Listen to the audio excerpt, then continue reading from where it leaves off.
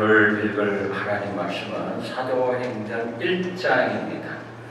사도행전 1장 21절에서 26절까지 공독하겠습니다. 사도행전 1장 21절. 이러므로 요한의 세례로부터 우리 가운데서 올려져 가신 날까지 주 예수께서 우리 가운데 출입하실 때 항상 우리와 함께 다니던 사람 중에 하나를 세워 우리와 더불어 예수께서 부활하심을 증언할 사람이 되게 하여야 하리라 하거늘 그들이 두 사람을 내세우니 하나는 바사바라고도 하고 별명은 유수도라고 하는 요셉이요 하나는 마띠아라. 그들이 기도하여 이르되 무사람의 마음을 아시는 주여 이 두 사람 중에 누가 주님께 택하신 바 되어 봉사와 및 사도의 직무를 대신할 자인지를 보이시옵소서. 유다는 이 직무를 버리고 제 곳으로 갔나이다 하고 제비 뽑아 마띠아를 얻으니 그가 11 사도의 수에 들어가니라. 아멘. 자, 오늘 하늘의 시크릿을 아는 성도라는 제목을 가지고 말씀을 드리려고 합니다. 여러분 하늘의 비밀을 알고 싶으시죠? 아멘. 하늘의 비밀을 알아야 됩니다. 하나님은 항상 사람을 통해서 일을 하시는데요. 어떤 사람을 통해서 일을 하시는 거지? 하는 게 바로 비밀입니다. 근데 우리는 이 법칙이 누구에게도 예외가 없이 다 선택됐다. 이걸 잊고 사는 사람들이에요. 세상에 이 법칙을 아는 사람과 모르는 사람이 이렇게 둘로 나눠져 있다 하는 거죠. 이 법칙을 아는 사람은 어느 순간 내가 하나님이 선택한 사람이네. 이런 사실을 알고 선택받은 사람으로 살아가는 것이고 이걸 모르는 사람은 저 사람은 너무 잘 됐네. 저 사람이 선택받은 사람이네. 이러면서 쳐다만 보면서 사는 사람. 이렇게 되는 겁니다. 자신이 선택받은 사람이라는 사실을 모르고 산다는 건 불행한 거예요. 그렇죠? 저와 여러분들은 그런 불행한 사람 되지 않기를 간절히 바랍니다. 이 법칙을 세상적으로 바라보니까 이게 이런 법칙이 있는 것 같아. 이거를 아는 어떤 세상 사람이 책을 썼어요. 그 책 이름이 시크릿입니다. 론다 번이라는 호주에 있는 TV 프로듀서가 책을 썼는데 제목을 시크릿 이렇게 했어요. 이 사람도 뭔가가 있어 분명히 있는데 알고 보니까 이거네 이러면서 자기 나름대로 그 비밀을 알게 된 겁니다. 이게 책방에 가면은 비밀이라고 되어 있지 않고 시크릿 이렇게 되어 있어요. 그래서 여러분들이 혹시라도 책을 보시고 싶으면은 시크릿을 찾아야지 됩니다. 이 책의 내용을 제가 잠깐 설명을 해드릴게요. 인터파크라는 그 책 파는 곳에 가면 여기에 이렇게 이제 간략하게 설명이 되어 있어요. 인생을 성공으로 이끄는 위대한 비밀의 단편들은 오래전부터 구전과 문학과 종교와 철학 사이에 있었다. 그런데 최초로 비밀의 모든 조각이 하나로 묶여져가지고 책이 되어 나왔다. 그럽니다. 아직까지 이 책을 모르시는 분, 처음 들어보시는 분, 읽어보지 않으시는 분, 다 손을 안 드는 거 보니까 다 안 읽어봤다는 거지. 그렇죠? 네. 읽어보신 분만 손 들어라 그랬는데 한 분도 안 계시네. 그러니까 다 안 읽어보시는 거예요. 인생을 성공으로 이끄는 위대한 비밀의 단편들이 여기 다 있대요. 읽어야죠, 그렇죠? 읽어야 되는데 여러분은 읽을 필요 없습니다. 왜냐하면 제가 오늘 그 얘기 다 할 거니까. 이 책에서는 독자는 책을 읽는 사람은 돈, 건강, 인간관계, 행복 등 삶의 모든 면에서 비밀을 활용하는 법을 배울 것이다. 내면에 잠재되어 숨겨진 힘을 이해하기 시작할 터이고 그리하여 모든 측면에서 기쁨을 발견하게 되리라. 성공을 꿈꾸는 사람들에게 실패를 경험했지만 다시 삶의 원동력을 찾으려는 사람들에게 같은 비전을 공유하려는 주위의 모든 사람들에게 힘과 용기를 주는 책이다. 정말 이거 읽어야지 되겠다 이런 생각이 저절로 막 생깁니다. 진작 읽을 걸. 그렇죠? 책 내용 중에 이런 이야기가 있어요. 끌어당김의 법칙이라는 말 들어보셨나요, 여러분? 전 세계 인구 1%밖에 안 되는 사람들이 전 세계 돈의 95%를 벌어들인다고 합니다. 왜 그럴까? 이 책의 저자는 그것이 우연이 아니라고 그럽니다. 그 사람들의 마음을 지배한 생각은 부자가 되는 거였고, 그 부에 대한 이들의 생각이 그 사람들에게 부를 끌어당겼다는 거예요. 이것이 바로 끌어당김의 법칙이라 그럽니다.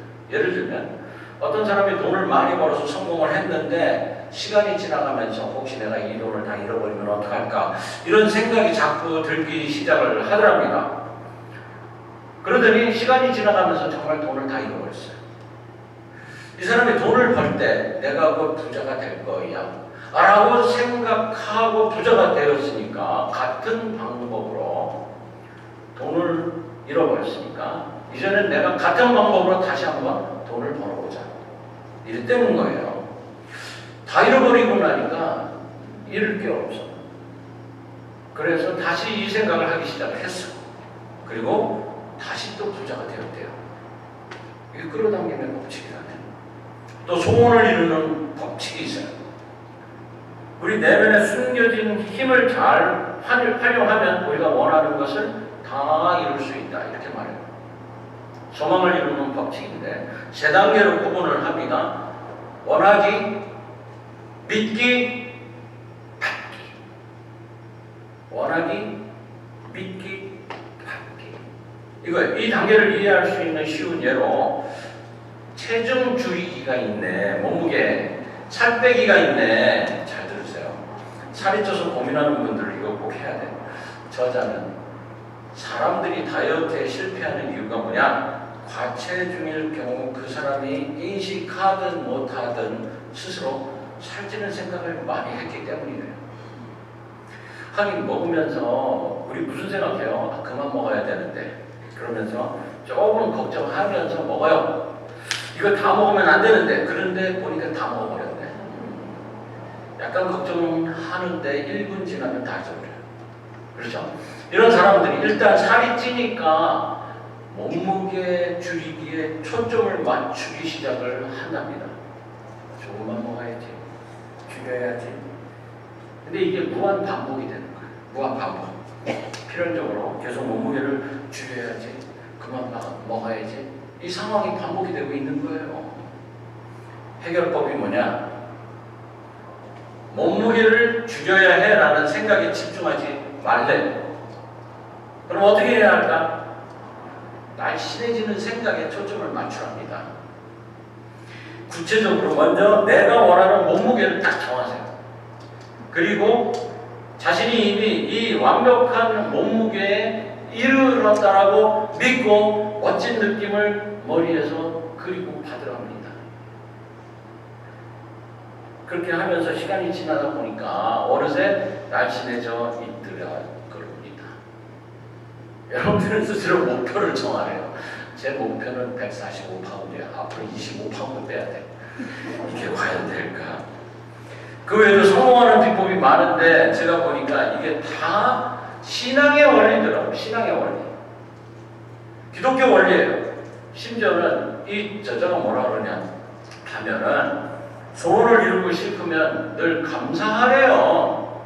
고마운 모든 일에 대해 생각해보면 감사해야 할 적이 끊임없이 꼬리를 물고 나타날 것이다. 뭐 이런 말을 합니다. 이건 뭐예요? 데살로니가전서 5장 16절 말씀에 범사에 감사하라.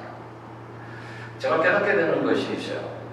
그렇다면 이 시크릿에는 오픈 시크릿이 있고 히든 시크릿, 클로징 시크릿, 닫혀있는 시크릿이 있다라는 거예요.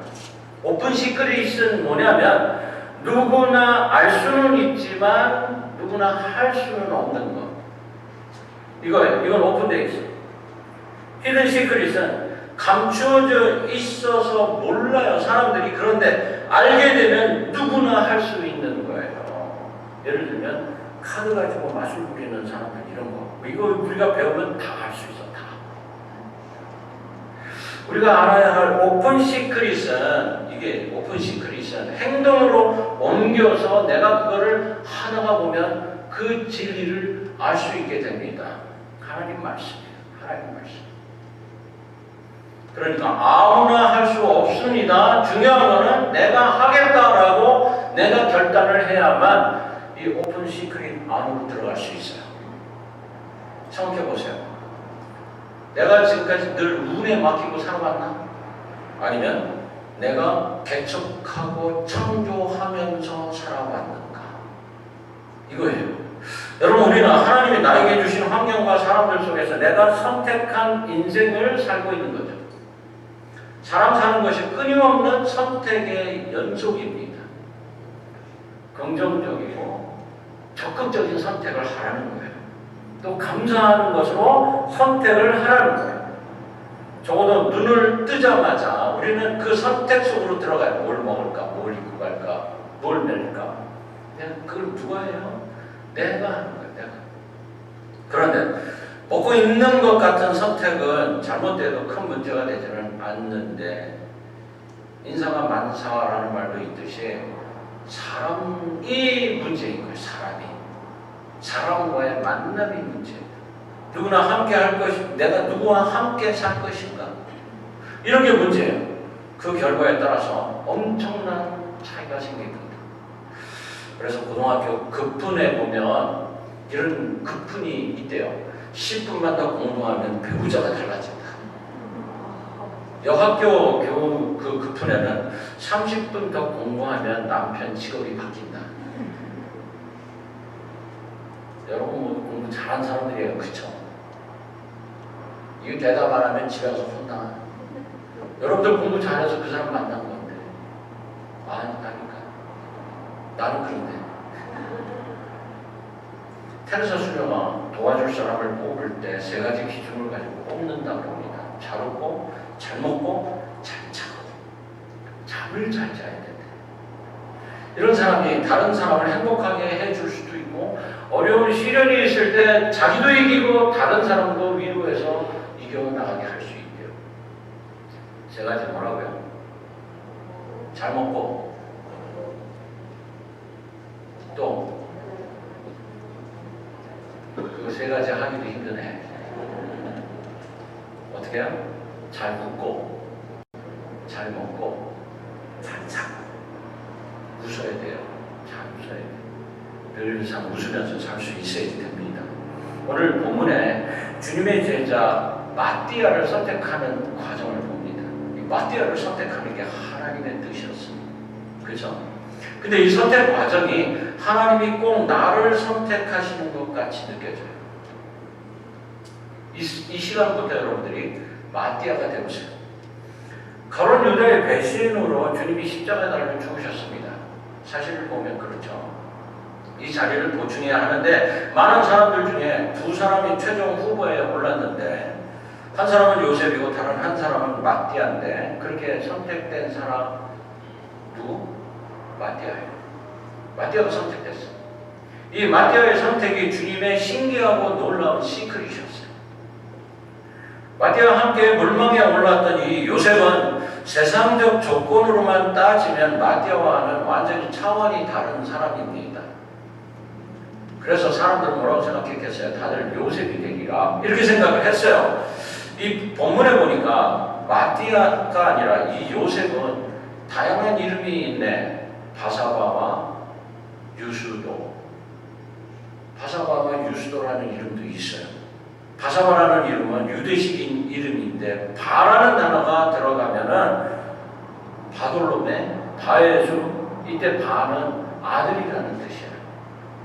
바돌롬의 아들, 또 바사바는 사바의 아들. 그런데 이 사바가 무슨 뜻이냐면 안식일이라는 뜻입니다. 그러면 누구의 아들? 안식일의 아들이네.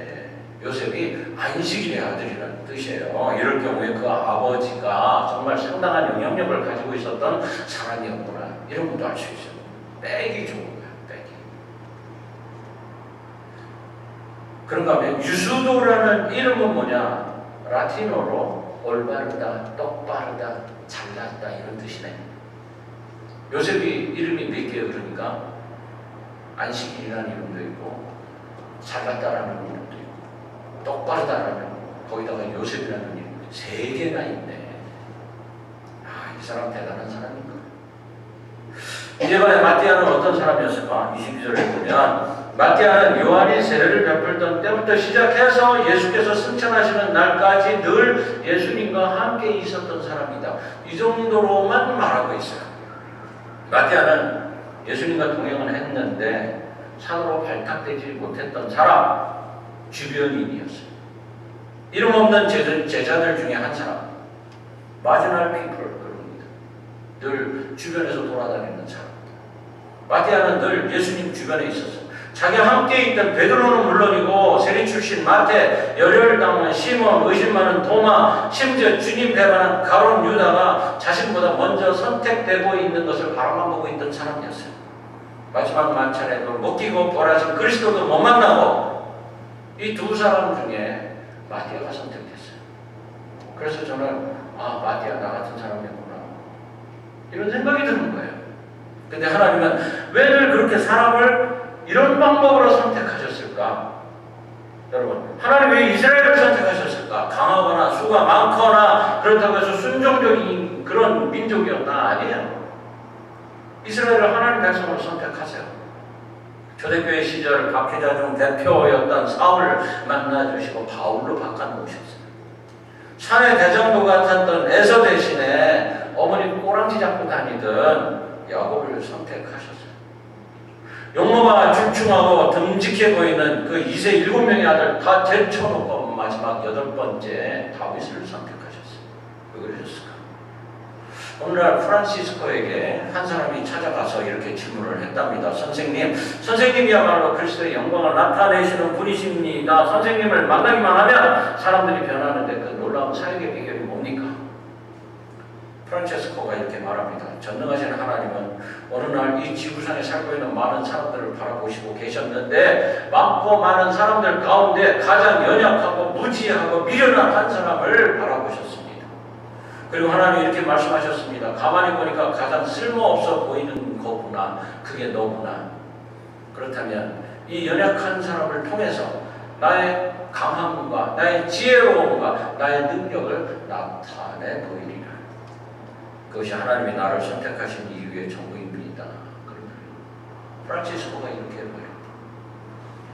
하나님의 선택 기준은 때때로 인간의 선택 기준하고 완전히 다릅니다. 세상적인 조건이 갖춰져 있지 않은 사람이 하나님의 놀라운 일을 감당할 때 사람들은 그 사람 속에서 역사하시는 하나님의 능력을 목격하면서 깜짝 놀라고 감동받습니다. 그러면서 와, 다윗이 저 조그만 놈이 저 거대한 골리앗을 넘어뜨리네. 사도 바울은 고린도 교회에 보낸 편지에서 하나님께서 세상에 천한 것들과 멸시받은 것들과 없는 것들을 택하사 있는 것들을 폐하려 하시나니 이는 아무 육체라고 하나님 앞에서 자랑하지 못하게 하려 하시니라. 자랑하지 못하게 하려고 그러시는 거예요. 교만해지니까. 고린도전서 2장 28절 말씀하셨어요. 바울이 지금 무슨 말을 하는 거예요? 내 얘기하고 있는 거예요. 내 얘기. 자기 얘기. 그래서 하나님은 자랑할 거 하나 없는 마띠아를 선택하십니다. 그런데 그래야 하는 이유가 있어요. 하나님이 하나님의 목적을 이루기 위해서 사람을 선택하십니다. 그렇죠? 아멘. 하나님의 목적이 뭐예요? 이 땅에 하나님 나라 세워나가고 당신의 자녀들을 구원하는 겁니다. 그래서 지잘난 맛에 사는 사람보다는 겸손한 모습으로 봉사와 사도의 직무를 대신하는 사람들이 필요하셨던 거예요. 마띠아라는 사람이 어떤 사람이냐 하면은 마띠아가 가룟 유다의 자리를 대신하기까지는 적어도 3년 이상 훈련받은 사람이다 하는 걸 알 수 있습니다. 마띠아 주님의 공생애 때부터 주님과 더불어 있었지만 나중에 부름을 받게 되죠. 3년이라는 시간이 마띠아에게 오직 하나님의 영광을 위한 삶으로 그의 목표는 이미 정해져 있기 때문에 쫓아다닌 겁니다. 안 그랬으면 벌써 도망갔지. 왜 나만 이렇게 홀리하는 거예요? 이런 생각했겠지. 그래서 마띠아를 뽑아서 12명을 채웁니다. 똑같아졌어요. 12명 어느 제자가 와도 똑같이 복음 전도에 최선을 다하는 사도가 됩니다. 제가 말씀 준비하면서 궁금한 게 있었어요. 왜 11명이면 안 돼요? 왜 꼭 12명이 돼야지 돼요? 이런 생각이 들더라고요. 그러면서 옛날에 만화 영화 막그 101 달마시안이라는 영화 있어요. 왜 101이지? 또 이 생각이 드네. 그래서 제가 한번 찾아봤어요. 왜 101인가? 그러면서 왜 12달이지? 10달 하면 안 되나? 이런 생각.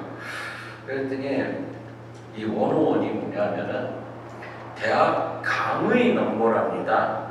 앞에 있는 1은 1학년이라는 뜻이고 01 이거는 뭐냐면 인문서 이런 뜻이에요. 알제브라 101 그러면은 알제브라 인문서. 쿠킹 101 그러면 요리 인문서. 데이팅 101 그러면 데이트는 어떻게 하는지를 가르쳐주는 인문서. 이런 거예요. 거기서 나온 거예요. 그러면 12는 뭔가? 12. 하나님은요, 아브라함의 후손으로 야곱을 선택하셔서 12명의 자녀를 두시고 온 땅에 하나님의 자녀들을 가득 차게 하시기를 원하셨다는 거죠. 이 12는 이런 의미에서 하나님이 정하신 숫자다. 너무 심플하네. 그냥 이렇게 믿으면 되는 거예요. 하나님이 정하신 숫자다. 어떤 사람들은 삼위일체에다가 동서남북을 곱한 거야. 이들은. 그래도 12. 어찌됐든 하나님의 뜻을 이루기 위한 숫자다. 제가 생각하기에는 이것보다 좀 더 다른 해석을 해본다면 이렇게 해석하고 싶어요. 저는 제자들이 유다를 생각할 때마다 무슨 생각이 들었을까? 이 유다 자식 때문에 예수님이 돌아가셨어. 이런 생각이 들지 않았을까? 죄책감이 있었을 거예요. 어떻게 하면 잘못을 빌고 회복할 수 있을까? 고민하다가 그럼 12명 채워서 주님의 일을 깨끗하게 처리하자. 이래서 마띠아를 뽑았을 거라고 저는 생각합니다. 아멘. 아무도 아멘 안 하네. 나만 아멘. 근데 우리가 알아야 할 것은 마띠아의 선택이 성령 강림을 위한 아주 적절한 준비였다는 거예요. 이 말씀이 끝나자마자 바로 2장 1절부터 들어가면은 성령 강림이 나옵니다. 자, 주목해서 보세요. 마띠아를 선택할 때는 주님이 선천한 직후였고 마띠아가 선택된 직후에 마가 요한 다락방에 성령이 임하십니다. 다시 말해서 마띠아가 사도로 뽑히게 된 것은 제자들에게 성령 충만을 받게 하기 위한 마음의 결정을 하게 하는 그런 일이었어요. 준비 과정. 이미 성령 받기 전에 마음의 준비가 되어 있었대요. 필요했다는 거예요. 내가 성령 받아야지. 나도 이제 잘해봐야지. 이래야 되지 않겠어요? 마음이 편해졌어요. 이제 주님 얼굴 뵈도 되겠다 싶었을 거예요. 그래서 명령대로 다락방에 모였고 주님 하라는 대로 기도하기에 힘쓰고 바로 그때 급하고 강한 바람 같은 소리가 불의 혀같이 갈라지는 것이 눈에 보이고 성령께서 임하시는 장면이었죠. 이 사람들은 주님 의심하고 부인하고 세상이 무서워서 도망갔던 제자들이었어요. 실패한 제자들. 이제 다 똑같은 거예요. 수제자도 없고 배신자도 없고 모두가 내세우거나 자랑할 것 없는 소외될 수 있었던 마띠아 같은 사람들이 전부 한자리에 모여서 성령을 받는 겁니다. 죄책감에 사로잡혔던 제자들이 이제 전도 특공대가 되는 그런 장면이었죠. 그래서 이들을 무장시키기 위해서 자존감을 가지게 하고 실질적 능력을 주시기 위해서 사도의 직무를 잘 감당할 수 있도록 마띠아를 뽑아서 그들 사이에 집어넣어 주시고 성령 받게 하십니다. 학자들은 마띠아가 에티오피아에서 복음을 전하다가 순교했다 그럽니다. 마띠아는 다른 제자들보다 늦게 부름받았지만 마가다락방에서 다른 이들과 함께 성령을 받고 전도자를 하고 그리고 순교합니다. 자, 누구에게도 견딜 수 없는 훌륭한 사역자. 그게 누구예요? 마띠아. 마띠아. 저를 따라 해보세요. 마띠아. 맞더란 게 맞아요. 그 사람이 나란 게 나요. 마띠아. 맞대요. 그래서 마띠아. 저와 여러분들이 맞대요. 나중에 선택된 사람들. 그렇지만 사도들과 똑같이 주님의 제자가 된 사람. 그래서 지금 우리에게 꼭 필요한 것이 무엇인지 아시고 반드시 주시는 분이세요. 그때 우리가 세상 사람들의 시크릿 알 필요가 없어요. 우리 이미 예수 안에서 세상이 이길 수 있는 방법을 다 알고 있는 사람들이라. 여기에 시크릿이 있어요. 예수 그리스도의 이름으로 구하고 찾고 두드리라 꼭 가르쳐 주신 주님께서 악한 아버지라도 자녀에게 좋은 것 줄 줄 알거든 하물며 하느라 아버지께서 구하는 자에게 성령 주시지 않겠느냐 하신 그 말씀 우리는 압니다. 이게 바로 시크릿이에요. 주님이 모든 것 주시려고 저와 여러분들을 마가의 다락방으로 초대하고 계십니다. 내가 성령 충만하면 인생 성공한 거예요. 시크릿 사서 읽을 필요가 없는 거예요. 저와 여러분들이 마띠아입니다. 나중에 마띠아를 택해 성령 부어 주시어 사도의 직무 감당하게 하시고 순교자의 반열에 오르게 하심으로 빛나는 영광의 면류관을 상급으로 얻게 하신 주님께서 이제는 저와 여러분을 통해 소망의 문이 되는 성령의 역사를 펼치시기를 원하십니다. 이제 저와 여러분들이 이 땅에 살고 있는 바로 그 1%의 사람들이에요. 1%의 사람들이에요. 저와 여러분들이 이제 내 이 비밀을 자손들에게 가르치고 그 자손들이 축복받는 그런 일이 계속 이어지기를 주의 이름으로 간절히 축원합니다. 아멘.